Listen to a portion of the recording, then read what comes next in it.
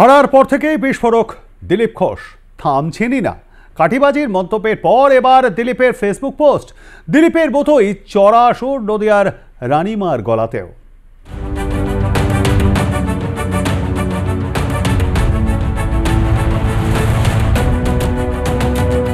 লোকসভা নির্বাচনে পরাজিত হয়েছেন। চেনা আসন মেদিনীপুর থেকে তাকে সরিয়ে নিয়ে যাওয়া হয়েছিল বর্ধমান দুর্গাপুর কেন্দ্রে। সেখানে প্রাক্তন ক্রিকেটার তথা তৃণমূল প্রার্থী কীর্তি আজাদের কাছে বড় ব্যবধানে হেরেছেন তিনি। তারপর থেকেই দলের প্রতি ক্ষোভ থামছে না দিলীপ ঘোষের। আর এরই মাঝে নির্বাচন শেষে অন্য মেজাজে ধরা দিলেন দিলীপ ঘোষ। সাত সকালে স্বরূপনগরে মাছ ধরতে দেখা গেল বিজেপির প্রাক্তন সাংসদকে। তবে সেখানে গিয়েও আবারও দলের বিরুদ্ধে বোমা ফাটালেন দিলীপ ঘোষ। নতুনদের পেছনে রেখে পুরনোদের সামনের সারিতে আনা উচিত, মত দিলীপ ঘোষের। যখন পার্টির বিপর্যয় হয় তখন পেছনে তাকানোর দরকার আছে। যারা পার্টি দাঁড় করিয়েছেন, যারা পার্টিকে জিতিয়েছেন, তাদেরকে সঙ্গে নিতে হয়। সেরকম অনেক কার্যকর্তা বসে আছেন, যে কোনো কারণে কাজ করেননি, তাদেরকে সঙ্গে নেওয়া উচিত পার্টিকে এগিয়ে নেওয়ার জন্য। যারা দূর নিয়ে এসছেন পার্টিকে, খামতি তো হয়েছে, রেজাল্টটাই সব শেষ। সেটা কেন হচ্ছে এবার ভাবতে হবে সবাইকে। পাশাপাশি সোশ্যাল মিডিয়ায় একটি পোস্টও করেন তিনি। পোস্টে লেখা, ওল্ড ইজ গোল্ড।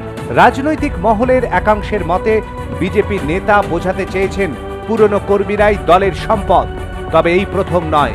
ভোটের ফলাফল ঘোষণা হওয়ার পর থেকেই দিলীপের মুখে শোনা যাচ্ছে এমন কথা। তবে হার নিয়ে দিলীপ ঘোষের মুখে কাঠিবাজির কথা শোনা গেলেও কাঠিবাজির তত্ত্ব মানতে নারাজ অগ্নিমিত্রা পাল। তিনি বলেন, 2016 থেকে দিলীপ দা 3 বছর বিধায়ক থাকার পর, সংগঠনের কাজ করার পর দিলীপ দা পেয়েছিলেন 6,85,000+ ভোট।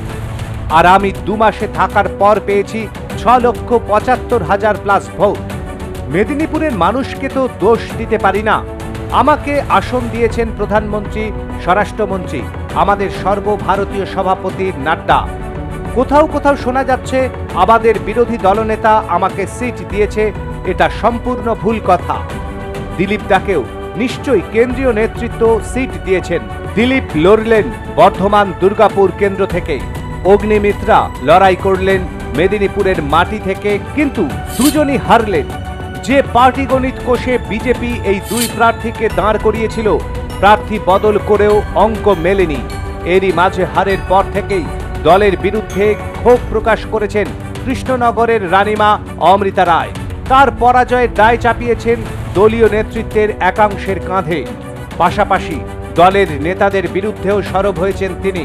ভোটের কাজের জন্য কেন্দ্রীয় নেতৃত্বের পাঠানো টাকা নয়-ছয় করার অভিযোগও তুলেছেন রানীমা। অন্যদিকে রানীমার এই বিস্ফোরক অভিযোগের পরই তার বিরুদ্ধে সরব হয়েছে জেলা বিজেপিও। আমার ব্যক্তিগত স্বাধীনতা থাকতেই পারে, আমি কথা বলতেই পারি, সেখানে তারা আটকাতে পারে না। তারা মেজাজ দেখিয়ে হোক বা উল্টোপাল্টা কথা বলেই হোক, সেটা আমায় আটকানো যাবে না।